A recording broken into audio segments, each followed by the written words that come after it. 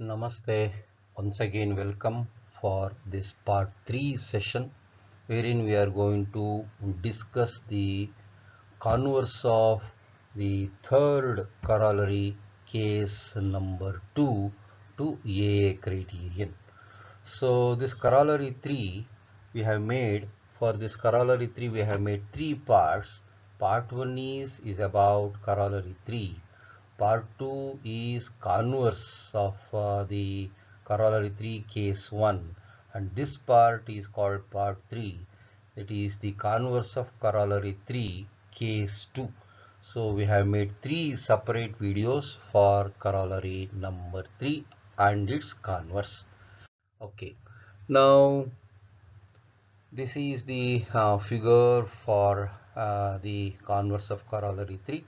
Once again, please recollect this angle is 90, and this is the one BD is drawn to AC, the hypotenuse AC, in such a way that this P square is equal to AD into DC. And we need to show that these two angles are 90 degrees. So we will write down the data now. So in the right angle triangle ABC, we have two things. Point number one, angle ABC is equal to 90 degrees. So this angle is 90 degree. So the triangle ABC is a right angled triangle. Point number two is we have BD square is equal to AD into DC. So if this is so, then it has to be a right angled triangle. It is a right angled triangle, and we have to show that this BD is perpendicular to the AC. This is what we are trying to show now. So what is the proof? So let us consider this right angle triangle ABC and apply the Pythagoras theorem. So AB square plus BC square is equal to AC square because of Pythagoras theorem. So can we write this AC square as AD plus DC the whole square? Since this AC segment AC is equal to AD plus DC, squaring both sides, AC square must be equal to AD plus DC the whole square. So therefore it is written as AD plus DC the whole square. On expansion using the identity A plus B the whole square, A square plus B square plus 2AB, we got this. So you know something about this AD into DC by data. So let us recall that. So we know by data BD square, that is this, the square on this side is equal to AD into DC. But we have 2AD into DC. So we know very well, in order to get 2 here, multiply throughout by 2, so that we get 2BD square is equal to 2AD into DC. So let us substitute for 2AD into DC as 2BD square. So we will write that first. So in place of 2AD into DC, let us write it as 2BD square using data part.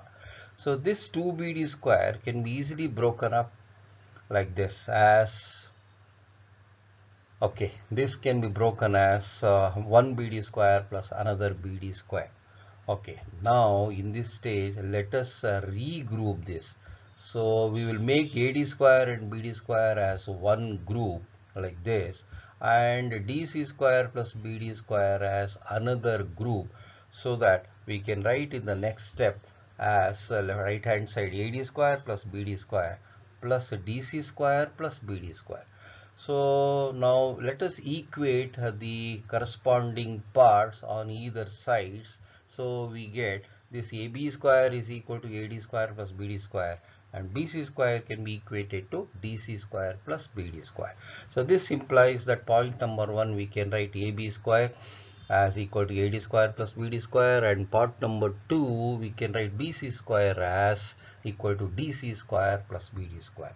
Now please come to the figure and observe.